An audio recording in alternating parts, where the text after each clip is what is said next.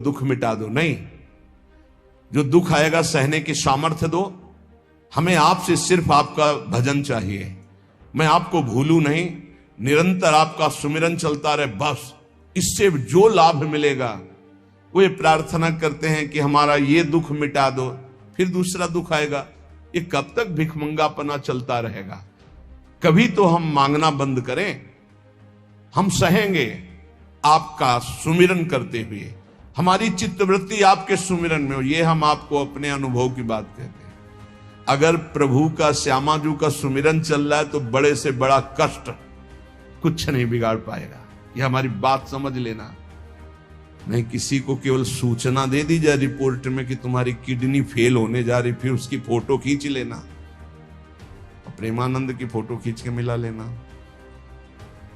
ये बात समझ, ये हम अहंकार वाली बात नहीं कहते। ये श्यामाजू के चरणों के चिंतन में चित्तवृत्ति गुरु कृपा से लगने की बात को कहते। प्रभु से ये मत मांगो कि मेरा दुख मिटा दो। सैकड़ों दुख है, कब तक गिघियाते रहेंगे? दुख की जड़ें मिट जाए तो क्या? आपका चिंतन। हमारे रसिकों ने क्या मांगा? बिसरी हो ना बिसारी हो, यही दान मुहि देहु, श्री हरिवंश की लाडली मुहि अपनी करी ले। हे लाडली युगल सरकार, हे लाडली जू, मुझे अपना निज जन जान करके निरंतर स्मृति प्रदान करो। मैं आपकी स्मृति में डूबा रहूं और आप भी कभी कभी याद कर लें, मेरा निज जन है। बस अगर स्मृति चल रही है तो वो आनंद रहता है जो रोग कभी दुख दे ही नहीं सकता। किसी भी रोग में इतनी दुख देने की सामर्थ्य नहीं है जितनी श्यामाजू के चरणों के आश्रय से सुख समुद्र का उफान आता है। ये फेन बुदबुदा की तरह रोग के दुख इधर उधर लहराते रहते, कुछ फर्क नहीं पड़ता। अरे बोले तुम तो जाके जाए ना पांव बेवाई, वो का जाने पीर पर आई, प्रवचन कर रहे हो, कष्ट होता तो पता चलता। नहीं लोग कह देते कि प्रवचन करना सरल है, कष्ट होता तो पता चलता। तो सच्ची कहते हैं जितने तुम बैठे हो इतने में हमें लगता है किसी की दोनों किडनी फेल नहीं होंगी। नहीं होंगी, नहीं ऐसे नहीं बैठ सकते जैसे बैठे हो। श्यामाजू की कृपा से 1 बजे से चल रही दिनचर्या और 10:15 बजे तक ऐसी ही दिनचर्या चलेगी, गुरुजी तक ऐसे, फिर कुछ प्रसाद। ये किडनी से नहीं चल रहा, ये श्री जी की कृपा से चल रहा है। और वो कृपा आप सब पे भी है। केवल श्यामाजू के चरणों का आश्रय लेके चिंतन में रहो। इसलिए हम कहते हैं कोई कष्ट आए तो ये मत मांगो कि श्यामाजू कष्ट मिटा दो, घाटे में रहोगे। श्यामाजू हमारा चिंतन आपका हो तो कष्ट ही अनुभव में नहीं आएगा। हे भोरी सखी की ऐसी स्थिति थी जो आप स्वीकार ही नहीं कर पाओगे कि क्या ऐसा होता भी है क्या? पिचकारी राधा वल्लभ लाल जी की सीधे कान में गई, ऐसे दर्शन कर, सीधे कान, पर्दा फाड़ के रंग अंदर चला गया। और वो अकिंचन महापुरुष, कभी किसी से कोई संपर्क नहीं। हा प्रियाजू, हा स्वामिनी, बस निरंतर तन मन के बिछुरे नहीं, चाह बढ़े दिन रैन, कबो संजोग न मा नहीं, देखें भरी भरी नयन। अब वो पानी वहां सड़ा, कीड़े पड़े, कान में एक चींटी छोड़ के देखो कैसा होता है। आपको अगर नृत्य ना आता हो ना और कान में चींटी छोड़ दे, अपने आप आ जाएगा नृत्य, वो अपने आप नाचना शुरू हो जाएगा। और उनके कान में कीड़ा पड़ गया। सेवा कुंज में दर्शन करने आते राधा वल्लभ जी के दर्शन, तो कीड़ा ऐसे, अरे बाबा आपके तो कीड़ा। और उस समय यहां वृंदावन में ऐसी कोई व्यवस्था विशेष नहीं थी, तो मथुरा ले जाओ उनका। जब बहुत प्रार्थना की गई, गुरुजनों ने, आचार्य जनों ने आदेश किया, ना बाबा तुम्हें जाना पड़ेगा, जैसी श्री जी की इच्छा। अस्पताल गए तो उनका इसका तो ऑपरेशन होगा, तो आपको बेहोश करके फिर इसका, तो उनका बेहोश करने की जरूरत नहीं, बेहोश की दवा हमारे पास है, तुम 30 मिनट पहले बता देना कि आपको 30 मिनट बाद ऑपरेशन आपका होगा। बस वो हमारे पास दवा है बेहोश की, हम बेहोश हो जाएंगे, तुम्हें बेहोश का। अरे बोले बाबा बातों से नहीं होता, जब कान का ऑपरेशन, उनका आप आना 30 मिनट पहले बता देना। आए, बोले बाबा 30 मिनट बाद ऑपरेशन होगा। नमो नमो जय श्री हरि, नमो नमो जय श्री श्री हरि श्री हरि श्री। नित्य विहार में स्थिति, शरीर शून्य, सहचरी स्वरूप में स्थित, शरीर का भाव शून्य। खत्म। ऑपरेशन हुआ 30 मिनट बाद, घंटा 1.5 घंटा सब आश्चर्यचकित, पूरा डॉक्टर नर्स सब एकत्रित की, क्या चीज है बाबा। वो कान का ऑपरेशन, जरा सा एक चींटी चली जाए तो हाहाकार मचने लगता है। 1.5 घंटे बाद ऑपरेशन, श्री हरिवंश श्री हरिवंश, नमो नमो जय श्री। हो गया ऑपरेशन। हाँ बाबा, उठे चल दिए। अलौकिक सामर्थ्य, श्यामाजू के गोरे चरणारविंद की ठसक। ये बहुत छोटी बात, रोग दोष ये बहुत छोटी बात।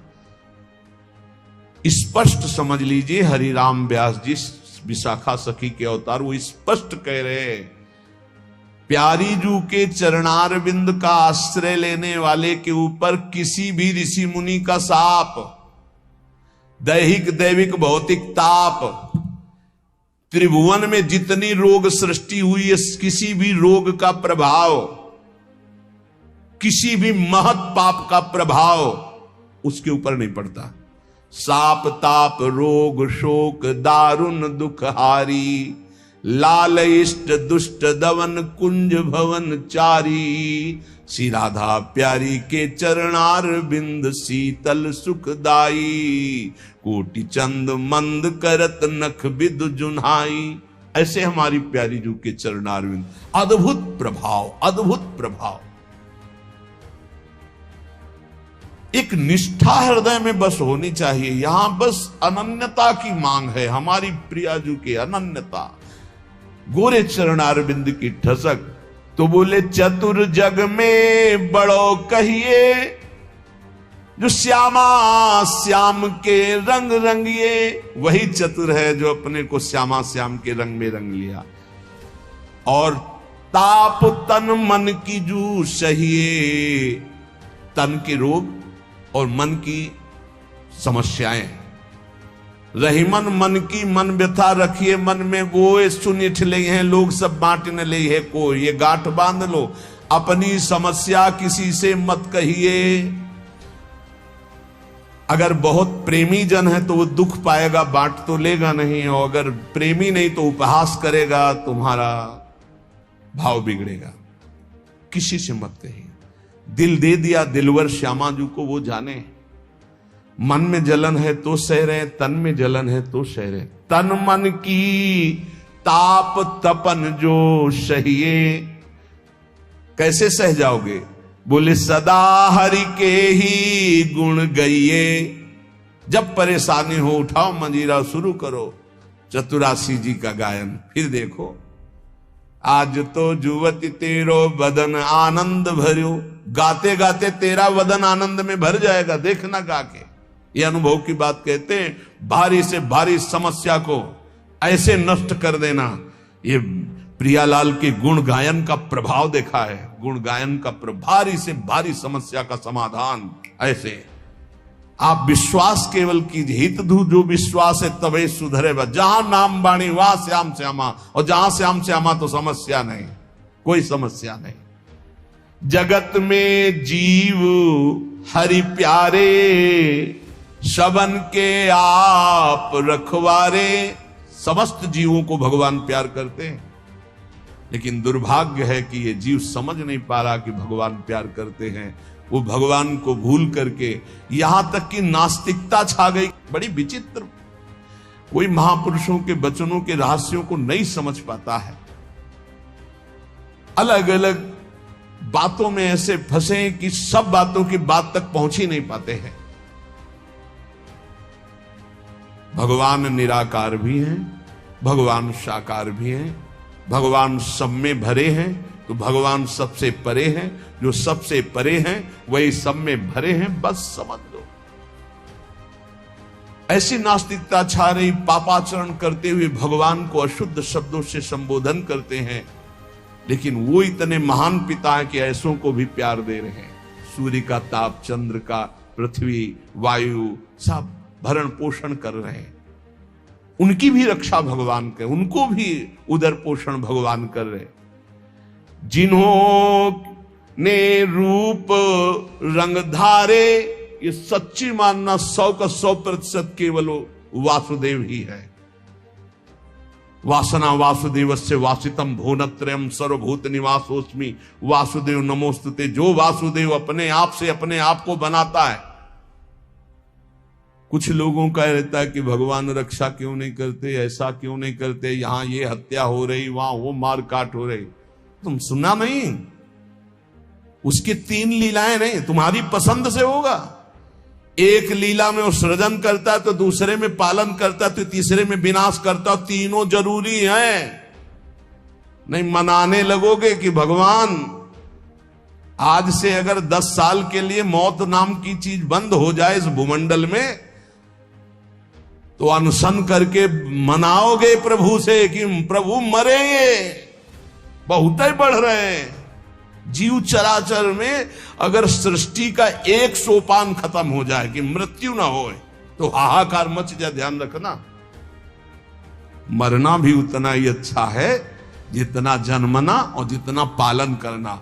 और तुम्हारे वो मनोरंजन का नहीं है विधान, वो उसका खेल है। मृत्यु भी आवश्यक है, बहुत जरूरी है। विनाश भी जरूरी है। जैसे सृजन जरूरी है, वैसे पालन जरूरी है, वैसे विनाश जरूरी है। नहीं बताओ, कैंसर हो गया, वो सड़ रहा है, मार परेशान है, बोले मरना ही नहीं है। अब तो उसकी बड़ी समस्या है। अरे मरेगा तो नया शरीर प्राप्त करेगा। कोई प्यार नहीं करता, कोई प्यार नहीं करता। जिस दिन तुम बिस्तर में लग जाओगे, सब प्रार्थना करेंगे जल चढ़ा के भगवान से, इनको उठा लो। और अगर थोड़ा भी काम लायक हो, फिर भगवान को कोसेंगी, वैसे भगवान को मनाएंगी। मृत्यु भी बहुत जरूरी है, सच्ची मानो। तुमसे हृदय से बात कहते हैं, मृत्यु बहुत जरूरी है। आप अज्ञान के कारण बुरा मानते हैं कि भगवान ऐसा। भगवान का 3 खेल हो रहा है। पहले पागलपन छोड़िए और खेल को समझिए। वो अपने आप से अपने आप को रच रहा है, अपने आप से अपने आप का पालन कर रहा है, और अपने आप से अपने आप का अंतर ध्यान लीला, जिसे विनाश लीला कहते हैं, उसी में वो 3 रूप धारण किए। ब्रह्मा रूप से सृजन कर रहे हैं, विष्णु हरि रूप से पालन कर रहे हैं, तो शिव रूप से संहार कर रहे हैं। वही उन्हीं का खेल है। संहार भी उतना ही महत्वपूर्ण है जितना पालन और सृजन महत्वपूर्ण है। और वो किसी और का नहीं कर रहा है, वो अपने आप से अपने आप का कर रहा है। तो बोले मुझे क्यों घसीट रहा है? क्योंकि तू अपने ब्रह्म में तू भी वही है। ये ना जानने के कारण तू अपने को, और सच्ची मानिए एक और आनंद की बात, कि ये सब विनाश का विनाश हो रहा है। जिसका सृजन हो रहा है उसी का पालन हो रहा है, उसी का विनाश हो रहा है। तेरा ना सृजन हुआ है, तू ब्रह्मा का बनाया हुआ नहीं है। ब्रह्मा का बनाया हुआ है 3 शरीर है, स्थूल सूक्ष्म कारण। ब्रह्मा का बनाया हुआ है 3 लोक। लेकिन ब्रह्मा को जिसने बनाया उसी का तू अंश है। तू कोई कृति नहीं है किसी की, तू किसी की कृति नहीं है। कृति में फंस गया है बस, इसलिए तू हाहाकार मचा रहा है। मैं बीमार, मैं मरा, मैं जवान, मैं सुंदर, मैं जन्मा। तू अजन्मा, नित्य आनंद अविनाशी।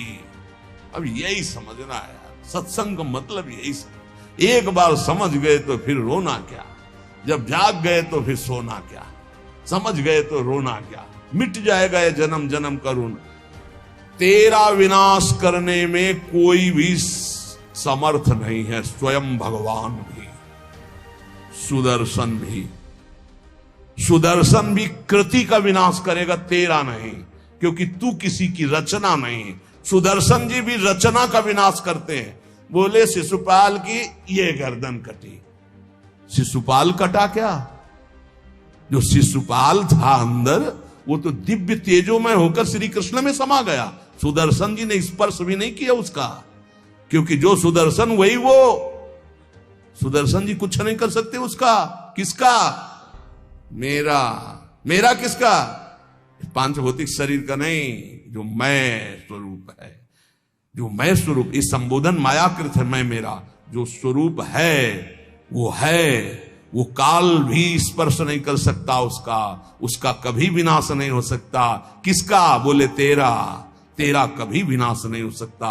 नैनम छिंदन्ति शस्त्राणि नैनम दहति पावका न चैनम क्लेदयन्त्यापो न शोष्यति मारुता। ए भाई, तू अजर है, तू अमर है, तू अविनाशी है, तू अजन्मा है, तू नित्य है, तू परमात्म स्वरूप है। जितना विनाश होता है वो सृजन का होता है, जितना सृजन होता है वो मायामय होता है, उसी का पालन होता है, उसी का विनाश होता है। तेरा ना सृजन है और न तेरा पालन है और न तेरा विनाश है, क्योंकि तुझे कुछ नहीं चाहिए, तू सच्चिदानंद है। और बोले भूख प्यास बढ़ना घटना, कल सुना था 6 धर्म शरीर के, भूख प्यास प्राणों का धर्म, तेरा धर्म तू तो अविनाशी अजन्मा। भाई इसी को जान गया तो फिर निहाल हो जाता है। अब उसी को भाव स्वरूप में हम सखा ले लेते हैं, दास ले लेते हैं, गोपी ले लेते हैं, सहचरी ले लेते हैं, कुछ नहीं लेते तो मुक्त हो जाते हैं। ये खेल समझो। सबन में दोष गुण मिश्रित। अब देखो, कई बार चर्चा की, बहुत ये सत्संग है एकदम नीर छीर का। बिना सोने में मिलावट किए गहना नहीं बन सकता। शुद्ध स्वर्ण का आकार नहीं दिया जा सकता। आकार देने के लिए मिलावट की जाती है कुछ, और फिर उसको गहना रूप दिया जाता है। तो ये जितना आप देख रहे हैं इसमें गुण दोष से रचना है शरीरों की, लेकिन जो इस शरीर के अंदर शरीर ही रह रहा है, भगवान का अंश, वो रचना नहीं है, इसलिए वो शुद्ध है और इसीलिए उसका कोई आकार नहीं है। समझिए समझिए, बहुत सुंदर, भगवत कृपा से एकदम बिल्कुल घी निकल रहा है। मिलावट से जो रचना हुई है वो ये है, और इसी का पालन हो रहा है, इसी का विनाश होगा। तू ना किसी की रचना, ना तेरे में कभी कोई मिलावट है, इसलिए तेरा कोई आकार नहीं। तू आकारों को स्वीकार करके फंस गया। बस इसी आकार का, आसक्ति का त्याग हो जाए तो तू जीवन मुक्त था, है, रहेगा। तू न कभी जन्मा न कभी मरेगा, ये पक्का 100%। चाहे भक्त हो चाहे ज्ञानी हो, कोई भी हो। हम ऐसे नहीं बोल देते, ये धाम है, यहां सत्य भी बहुत संभाल के बोला जाता है। हम ऐसे नहीं बोल देते कि हो गया काम। हमको जब वहां से फोन आता है काम हो गया तब बात करते। बोले हमको भी बात करवाओ कि हमारा काम हो गया कि नहीं। वो फोन रुका आता है जिनका कोई फोन नंबर नहीं होता। तुम्हारा कोई फोन नंबर नहीं है, तुम्हारा कोई नहीं होना चाहिए, शरीर भी तुम्हारा नहीं होना चाहिए, तुम भी नहीं होने चाहिए, केवल श्यामा जी, तब बात होगी। है अगर ऐसा है तो बात हो जाएगी, और अगर ऐसा नहीं है